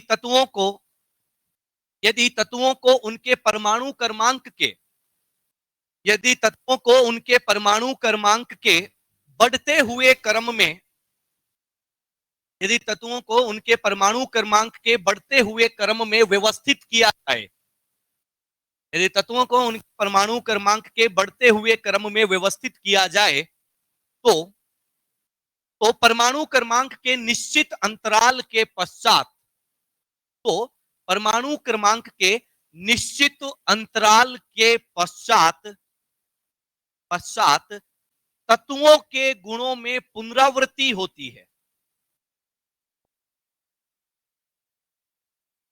परमाणु क्रमांक के निश्चित अंतराल के पश्चात गुणों की पुनरावृत्ति होती है। गुणों की पुनरावृत्ति होती है। क्लियर है? नेक्स्ट पॉइंट, नेक्स्ट पॉइंट लिखिएगा बेटा। नेक्स्ट पॉइंट में देखो, नेक्स्ट पॉइंट में एक छोटी सी बात लिख देंगे। क्या लिखेंगे? Reason for periodicity. समझ गए क्या बोला है? पीरियोडिसिटी मतलब आवर्तिता। अगर किसी को नहीं आती हो थोड़ी बहुत हिंदी, वो लिख सकता है रीजन फॉर पीरियोडिसिटी, यानी कि आवर्तिता का कारण। और डैश करके लिख दीजिएगा। देखो, संयोजी कोष मतलब समझ गए, यानी कि बाह्यतम कोष की बात है। संयोजी कोष में इलेक्ट्रॉनों की संख्या, संयोजी कोष में इलेक्ट्रॉनों की संख्या समान होने के कारण समान होने के कारण समान होने के कारण गुणों की पुनरावृत्ति होती है। होने के कारण गुणों की पुनरावृत्ति होती है। क्लियर है? तो ये जो मॉडर्न टेबल है, उसके निर्माण में हम लोग बहुत आगे तक आ गए हैं। अब हम लोग जो चीज यूज करने वाले हैं वो क्या है? अब सारे लोग 2 मिनट के लिए मेरी बात सुन लो। अपने को अब जो बात करनी है वो क्या है? टेबल बनानी है। टेबल में जितने भी एलिमेंट हैं, सुन लो, जो हम 7वां पीरियड आज तक खाली छोड़ते थे, आज वो खाली नहीं छोड़ना है, उसको भी भरना है। क्यों? क्योंकि लास्ट ईयर उस पर क्वेश्चन आ चुका है। क्लियर है? तो सारे एलिमेंट, अगर नाम याद नहीं हो तो सिंबल, उनके प्रतीक याद कर लो और उनकी जगह याद कर लो, वो याद करा देंगे कैसे होगा। ठीक है? तो आप एक काम करेंगे, फटाफट नोटबुक जो है उसको लैंडस्केप करें, ठीक है। जैसे मोबाइल में जब तुम मूवी देखते हो तो जैसे मोबाइल को करते हो वैसे ही नोटबुक को कर लो और टेबल बनाना स्टार्ट कर दो, ठीक है। तो मेरे पास जो जगह है वो बहुत कम है, तो इसी जगह में मेरे को काम निकालना पड़ेगा, तो इस हम लोग क्या करते हैं, अपनी टेबल को बनाने की कोशिश करते हैं, ठीक है। जो लोग बना सकते हैं वो ध्यान से सुन लें। टेबल जब बनेगा तो थोड़ी जगह उसके ऊपर, थोड़ी जगह उसके नीचे, थोड़ी जगह दाएं और थोड़ी जगह बाएं रखनी है, ताकि वहां पर हम कुछ लिख सके। बात समझ में आ गई? और आप जो डब्बे बनाओगे उस डब्बे का आकार इतना बड़ा हो, इतना ही बड़ा हो कि उसमें तुम एक एलिमेंट लिख सको, एक उसका एटॉमिक नंबर लिख सको, और एक तुम उसको याद करने के लिए कोई एक संस्कृत का श्लोक छोटा सा लिख सको। बस इतना सा आपको काम करना है। बात पल्ले पड़ गई? तो डब्बे इसी हिसाब से बनाने हैं, डब्बे पोलियो पीड़ित नहीं होने चाहिए, ठीक है। हाँ, तो उसको 2 बूंद जो है वो पिला के ही बनाना है। तो स्टार्ट हो जाओ और फटाफट बना दो। जो लोग बना सकते हैं वो बना लें, और जो लोग मेरे जैसे हैं जिनसे नहीं होता है वो मेरे को फॉलो करते जाएं, तो बनता जाएगा, ठीक है। हाँ, सारे फॉलोअर ही हैं क्या? पर सारे देख रहे हैं, अरे भाई बनाओ यार, कोशिश तो करो। अच्छा, मैं कोशिश करूं क्या कि बनेगा कि नहीं बनेगा? हाँ, कोशिश करो, देखें। आप बनाओगे यार, बहुत अच्छे बच्चे हो आप। हाँ, मैं बनाऊं? अबे सूग लो, तुम्हें बनाना है, एग्जाम तुम्हें देना है। अच्छा, एग्जाम भी देना इस साल? हाँ चलो आओ, बनाए क्या? तो तुम भी स्टार्ट हो जाओ फटाफट। हाँ भाई, आवर्त सारणी में आपके पास जो टोटल है वो कितने आवर्त हैं? तो अपन कह रहे हैं कि सर आवर्त है 7 और वर्ग कितने हैं 18। तो देखिएगा, अगर आप बनाना चाह रहे हैं तो सबसे पहले क्या कर दें, 7 आवर्त बना दें, तो आपका जो काम है वो क्या हो जाएगा, आसान। तो 1 2 3 4 5 और 6, और ये क्या हो जाएगा मेरे भाई, 7। ये लो जी, ये सातों आवर्त आपके बन जाएंगे, ठीक है। और टेबल बनाने के लिए तरीके से चलना पड़ेगा, तब जाके आपकी टेबल बनेगी, अदरवाइज तो सत्यानाश हो जाएगा, ठीक है। टेबल जो है वो नीचे से बनाना स्टार्ट करें ताकि आसानी रहे, ठीक है। बनाओ। आवर्त जो है वो बेटा नीचे से बनाओगे हो जाएगा, क्योंकि टेबल जो है वो नीचे जाके कंप्लीट होती है, ना कि ऊपर, ठीक है। तो उसी हिसाब से आपको बनाने हैं और उसी हिसाब से हम लोग डिस्कशन करें। हाँ भाई, 1 2 3 4, ठीक है। इसी हिसाब से आपको आपकी जो टेबल है बेटा वो ड्रॉ करनी है, और ज्यादा मेकअप नहीं करना भाई टेबल का, है ना। तुम भांति भांति के पेन यूज करके बनाओ, फटाफट बना दो, ठीक है। मैं यहाँ पर इस साइड बेटा लेके चल लेता हूँ किसको, पीरियड को। ये period number 1, period number 2, period number 3, period number 4, period number 5, period number 6 और पीरियड नंबर कितना बेटा, 7, ठीक है। सातों के सातों पीरियड आवर्त हमारे पास आ चुके हैं। अब यहाँ पर कुछ होने वाला है, ठीक है। ग्रुप हम बाद में बना देंगे, ग्रुप बाद में लिख देंगे, सबसे पहले हम इनको लिख देते हैं। 1 2 3 4। मैं छोटे बना रहा हूं क्योंकि मेरे पास स्पेस कम है, आप लोग बड़े बनाना। 5, बना दो फटाफट। 6 7 8 9 और 10। ये जो 10 मैंने यहाँ पर बीच में पोलियो पीड़ित से बनाए हैं, ये क्या है, आपके डी ब्लॉक वाले हैं बेटा, ना। तो अपने पास जितनी जगह है अपन उसी को यूटिलाइज करके बनाएंगे, तो आप लोग इसका थोड़ा सा ख्याल रखें।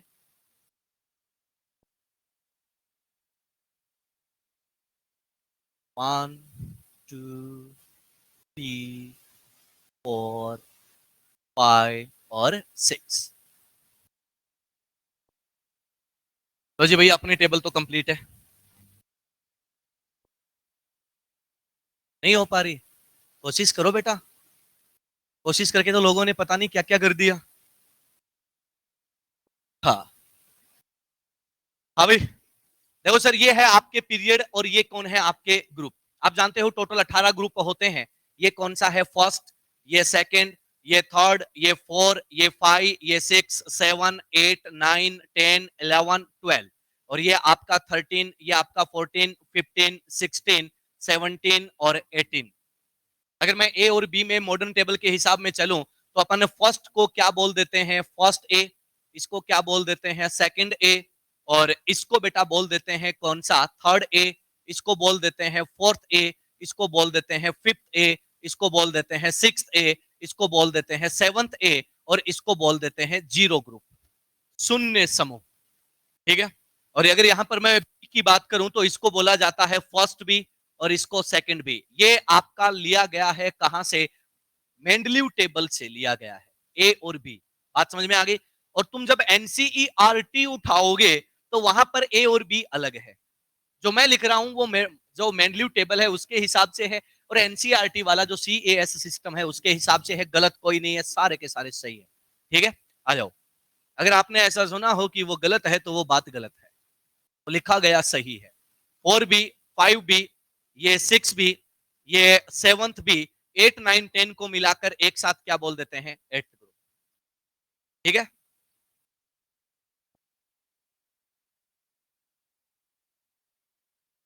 मैंने बोला था टेबल को पोलियो नहीं होना चाहिए। ठीक है भाई, मेरी वाली टेबल को प्रॉब्लम है, इसको पोलियो है वो अलग मुद्दा है उसका। आपके पास बेटा जगह खूब है। ठीक है, तो टेबल उसी हिसाब से बनाए। बोलो देखो क्या हो रहा है, लाइनें नहीं खींची जा रही इनसे, जल्दी करो देखें। बहुत अच्छे बच्चे हैं आप लोग, बनाओ देखें, बनाओ बनाओ बनाओ। बन रही है क्या? हाँ, थोड़ा सा जल्दी बनाओ, समय बहुत नजदीक है। उधर अंतिम पंक्ति में बैठे हुए विद्यार्थी बना रहे हो बेटा या कुछ और कर रहे हो? अभी बन गया सबका? डब्बे बना दिए? चला फिर, चला, चलो तो हाँ मैच स्टार्ट करेंगे। चलो आ जाओ, एलिमेंट भरना शुरू करते हैं। देखो दो चीजें याद रखना बेटा, सुन लो, मजाक की बातें मजाक में चलती रहती है, पढ़ाई की चीजों को सीरियस लेना है, बाकी किसी भी बात को सीरियस नहीं लेना है। अब सुन लो, जब हम लोग टेबल पढ़ेंगे, इनऑर्गेनिक पढ़ने के लिए टेबल में दो चीजें याद रखनी है। 1 से 30 तक एलिमेंट आपको याद होने चाहिए। कहां से कहां तक? 1 से 30। उसके बाद आपको याद करने की जरूरत नहीं है, उसके बाद हम टॉप टू बॉटम याद कर लेंगे। 1 से 30 इसलिए याद करने हैं कि डायरेक्ट क्वेश्चन आता है, तो भैया अगर तुम उसको टेबल में ढूंढते रहोगे तो मामला गड़बड़ हो जाएगा। क्लियर है? तो आ जाओ भैया, पहला एलिमेंट तो सबको ही पता है कौन होता है, हाइड्रोजन। दूसरा एलिमेंट कौन होता है रे, हीलियम। तीसरा एलिमेंट कौन होता है, लिथियम। फिर कौन आता है, बेरिलियम।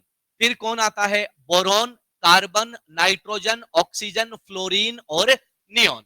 जो एलिमेंट आपको 30 तक बचपन से याद कराए गए हैं उन्हीं की बात है। यहां पर कौन आ जाता है, सोडियम। यहां पर मैग्नीशियम। यहां पर कौन आ जाता है, aluminium, silicon, phosphorus, sulphur, chlorine, और कौन आ गया बेटा, आर्गन। क्लियर है? यहां पर हम बात करें तो कौन आ जाता है, पोटेशियम, और यहां पर कौन आ जाता है, कैल्शियम।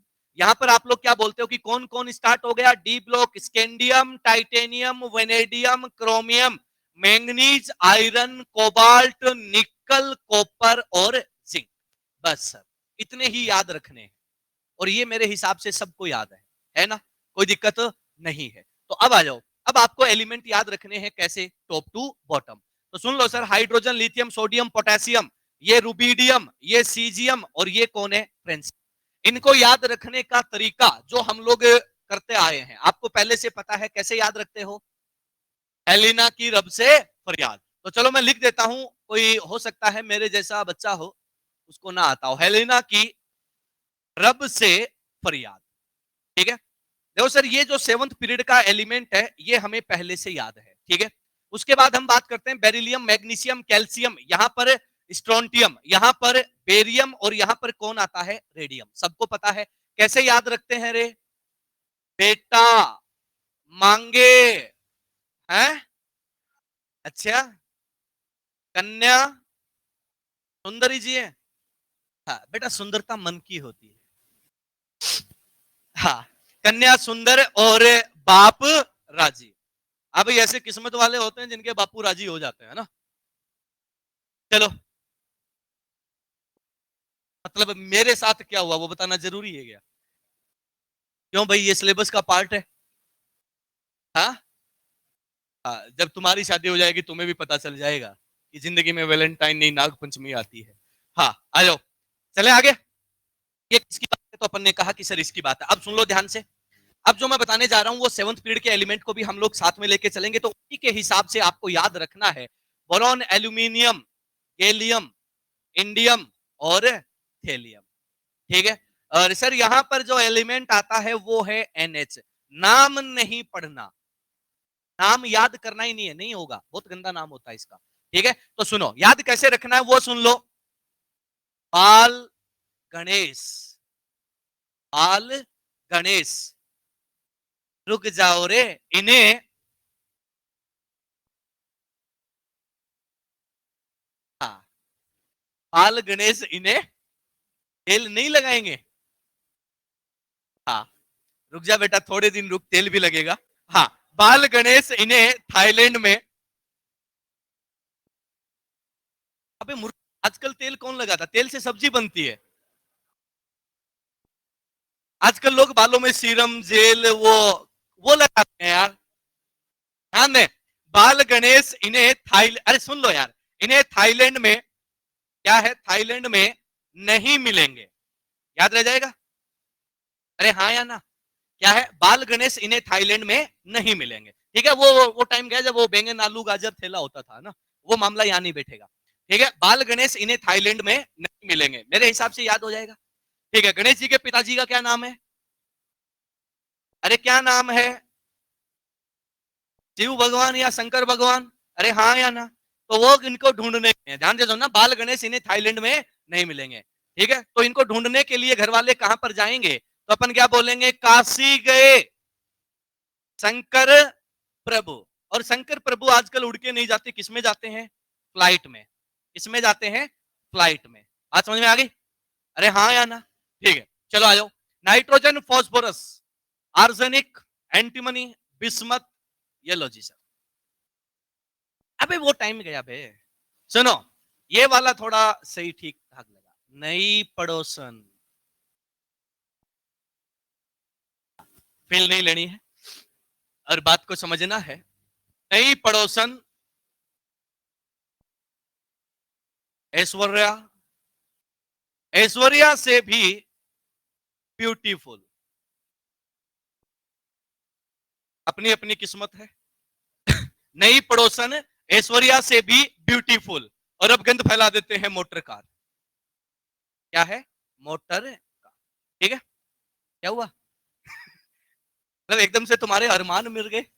चलो आ जाओ, नई पड़ोसन, ऐश्वर्या से भी ब्यूटीफुल मोटर कार। ठीक है, oxygen, sulphur, selenium, tellurium, polonium. हाँ भाई, एलिमेंट याद है किसी को, रहने दो मैं ही बता देता हूं। हाँ, सुन लो, याद करने का तरीका वो क्या है, ओ स्टाइल से टिपो, लेकिन वो स्टाइल कैसी होनी चाहिए, लवली। वो स्टाइल कैसी होनी चाहिए, लवली। लवली सिंह रिपोर्टिंग है ना, वही वाला। आ जाओ, फ्लोरीन, क्लोरीन, क्लोरीन, क्लोरीन और ब्रोमीन और आयोडीन, एंस्टेंटीन, और यहां पर एक एलिमेंट और है, टीएस। याद करने का तरीका वही है, क्या है, फिर, कल, बाहर, आई, आंटी पुलिस बुला लेगी। हाँ, आंटी बाहर कैसे आएगी पुलिस बुलाने के लिए, टसन में। अरे आंटी बाहर कैसे आएगी, टसन में। देखा होगा ना, आंटी जब घर से बाहर निकलते हैं, अबे कौन था ये, है ना, ऐसे टशन में निकलती है। तो फिर कल बाहर आई आंटी किसमें, टशन में। चलो आ जाओ sir, helium, neon, argon, krypton, xenon, radon, और इसका नाम होता है बहुत ही प्यारा सा, क्या होता है, नहीं होता, रहने दो। हाँ, ये देखो, अब भाई कैसे याद करते हो, ए, नेहा और करीना, हाँ, करीना की जेरोक्स, रंगीन, रंगीन में भी कैसी, ऑरेंज, अरे रंगीन में भी कैसी, ऑरेंज। बात समझ में आ गई, तो मेरे हिसाब से याद हो जाएगा आराम से। अरे हाँ या ना, मार्क करो फटाफट, मार्क करो। अच्छा, लिखा नहीं क्या अभी तक? फील ले रहे थे क्या? अबे सब्जेक्ट है ये, इतनी फील मत लो। फटाफट लिखो बेटा, आगे बढ़ते हैं फिर। डी ब्लॉक वाले सिखाता हूँ, थोड़ा सा जल्दी करें आप लोग, समय बहुत नजदीक आ गया है, जल्दी करें।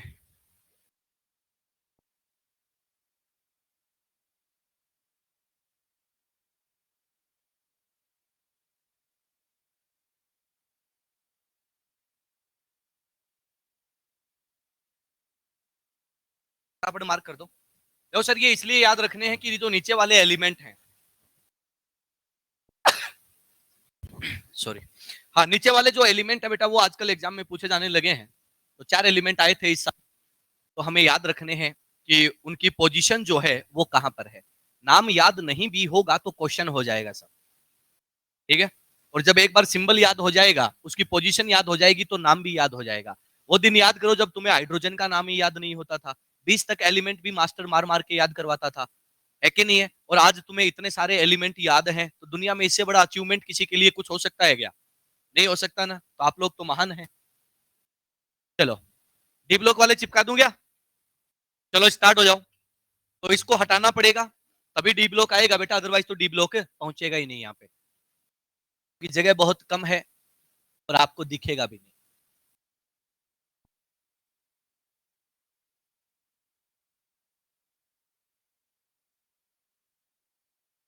बस रे बस बेटा, बस बेटा, बस कर, इतना ज्यादा खुश मत हो। चलो फटाफट चलते हैं, ध्यान से सुनना। हमारे पास जो डी ब्लॉक वाले एलिमेंट हैं, उसमें पहला है scandium, titanium, vanadium, chromium, manganese, iron, cobalt, निकल, कॉपर। ये वाला हो गया भाई सबका। ये बस इतना ही, इतना ही, बस इतना ही चाहिए, बाकी लिखते रहो। और कौन है लास्ट में? जिंक। ठीक है, मैं फटाफट इनको याद करने का तरीका और इनके जो लास्ट एलिमेंट है वो लिखते चलता हूं, ध्यान से सुनना। ये लीजिए सर, इट्रियम, लेंथेनम और एक्टिनियम। ठीक है, इसको याद करने का मेथड लास्ट बेंच वाले बच्चों कैसा है? तो अपन क्या बोलेंगे कि सर सेकेंड ईयर लाएंगे एसी। बहुत ही सिंपल है, आपको सबको आता है पहले से, बहुत अच्छी बात है। ये लीजिए सर, टाइटेनियम, जर्कोनियम, हॉफमियम और रदरफोर्डियम। तो इसको कैसे याद करेंगे? टी जरा हाफ रखो। बहुत बार तुम थड़ी पे जाके बैठते हो कि 2 कट दे दे, है ना? वो कट यही है बेटा, हाफ टी, है ना? चलो, जिनको नहीं पता है बालिकाओं, कट क्या होता है समझ गए? हाँ बिल्कुल, आ जाओ। हाँ भाई, बहुत ही प्यारा सा है वो, नवाब था। अरे वाह, बहुत बढ़िया। वो नवाब था, नवाब का मतलब जानते हो क्या? एज ए राजा। वो नवाब था कैसा? दबंग। अरे वो नवाब था कैसा? दबंग। ठीक है, अभी क्रोमियम, मोलिबेडनम, टंगस्टन। हाँ बहुत बढ़िया। तो अपन क्या बोलेंगे कि सर ये जो है, इसको याद करने का तरीका आपको पहले से पता है, उसी में ऐड कर देंगे क्या? करोड़ मोल वाला कौन? सागर। कोई है सागर यहाँ पे? कोई सागर नहीं है। हाँ, इतना महंगा बच्चा यहाँ मिलेगा, है ना? चलो भाई, सिक्कर जैसे शहर में इतने आदमी का क्या काम, वो भी करोड़ मोल वाला, है ना? हाँ, आ जाओ भाई। हाँ बहुत बढ़िया यार, बहुत तेरे कॉन्सेप्ट क्लियर है। हाँ, मन तक रे भाई, कहां तक? मन तक, है ना? चलो, मन इधर ही होता है कि इधर होता है? लेफ्ट में होता है क्या? मन कहाँ होता है? हाँ, बीच में होता है। चलो आ जाओ, जल्दी जल्दी लिखते। हाँ भाई, हाँ, फिर रूठा, फिर रूठा। ओसामा को रुठाना है क्या? चलो, फिर रूठा ओसामा। अब रुठ गया है तो हंसाओ, नहीं तो बम फोड़ देगा, है कि नहीं है? हाँ, तो फिर रूठा ओसामा, हंसाओ। लो जी सर, इसको याद करने का तरीका और भी अच्छा है क्या? क्या बोलेंगे? कौन रहेगा इराक या ईरान, कुछ भी चेप दो मित्रों। ना होगा ना कि मित्रों, आज रात 12 बजे से सब कुछ बंद है कि नहीं है? हाँ, चलो आ जाओ नेक्स्ट। अपन क्या बोल रहे हैं कि सर नहीं पढ़ोगे तो पिटोगे कितनी बार? 10 बार। अरे क्या बात है यार, तुम तो बहुत फॉरवर्ड हो। हाँ, लो जी सर, नहीं पढ़ोगे तो पिटोगे। और कितनी बार पिटोगे? 10 बार। वो गाना था ना यार वो, हाँ 10 बहाने। बेसिक तो मान गया भाई। हाँ, CUAGAU, CUAGAU और RG। बहुत सिंपल है, कैसे याद करना है? तो अपन क्या बोलेंगे? क्यों, क्यों आगे आए? कौन? अपने पप्पू भाई साहब, राहुल गांधी। क्यों आगे आए? राहुल गांधी, है ना। चलो अगला और last and final, zinc, cadmium, mercury. हाँ ये बहुत प्यारा है भैया, देखो, जिंदगी कनाडा, जिंदगी कनाडा होगी। और कनाडा के भी कहा कोने में? जिंदगी कनाडा होगी और कनाडा के भी कहां पे? कोने में। और तुम लोग कहां ढूंढ रहे हो? खोपचे में नहीं रहे, तुम लोग ढूंढ रहे हो पीपलाड़ी रोड पर। तो जिंदगी कहां बैठी है? कनाडा में, और वो भी कनाडा के कोने में, और तुम ढूंढ रहे हो पीपलाड़ी रोड पर। तो मामला कैसे चलेगा? लपेटो फटाफट। हो गया सबका? चलो अब ध्यान से सुनना और फटाफट लिखते जाना। मैं इनके कॉन्फ़िगरेशन मार्क कर रहा हूं भाई, इनके जो विन्यास है, इलेक्ट्रॉनिक विन्यास है, वो मार्क कर रहा हूं। पहले डी ब्लॉक वाले लिखे, डी ब्लॉक वालों पर ही चिपका देते हैं। सबको याद होगा स्कैंडियम का विन्यास होता है 3D1 4s2। अरे हाँ या ना? 3D1 4s2। तो अपन क्या बोलेंगे कि सर स्कैंडियम जो है इसका विन्यास कितना आएगा? D1s2। तो इसके नीचे जितने हैं सबका यही आएगा।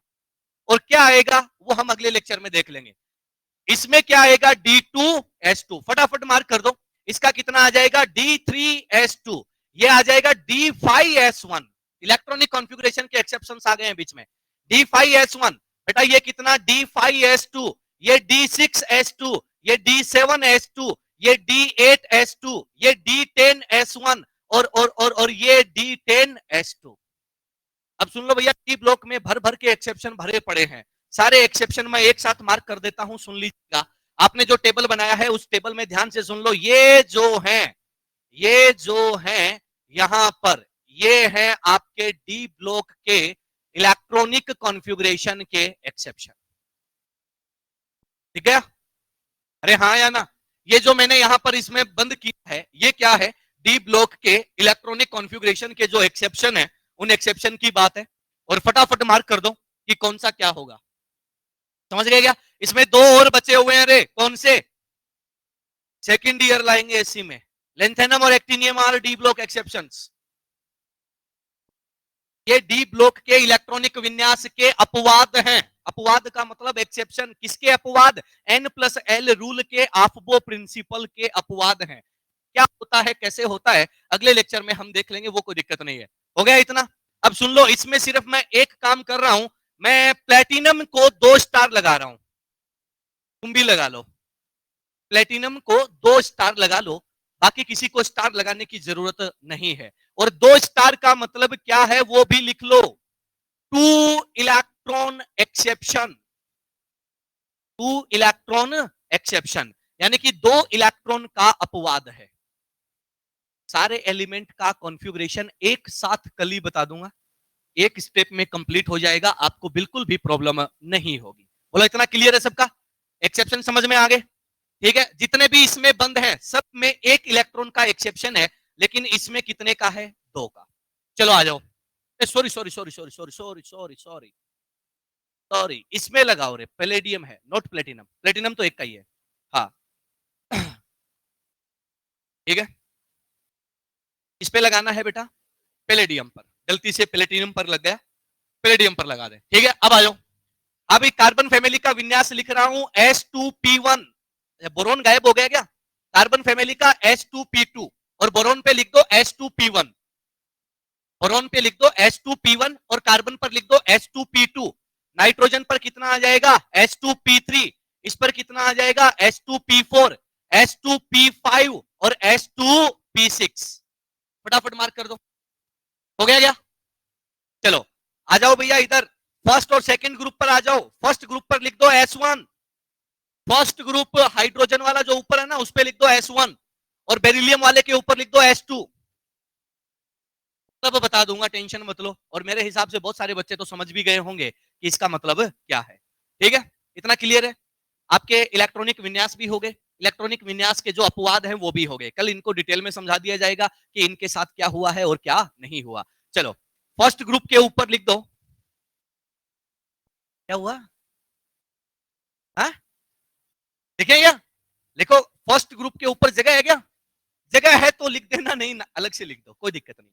ठीक है, ग्रुप नंबर 1, ग्रुप 1 उसको लिख दो एल्कली मेटल क्षार धातु। फटाफट लिख दो, बस 2 मिनट का काम बचा है। एल्कली मेटल क्षार धातु लिख दिया। अभी सेकंड ग्रुप के ऊपर लिख दो क्षार मृदा धातु, क्षार मृदा धातु। सेकंड ग्रुप के ऊपर लिख दो क्षार मृदा धातु। ठीक है, आ जाओ भैया। उसके बाद नाइट्रोजन फैमिली को पकड़ लो, नाइट्रोजन फैमिली पर लिख दो निकोजन।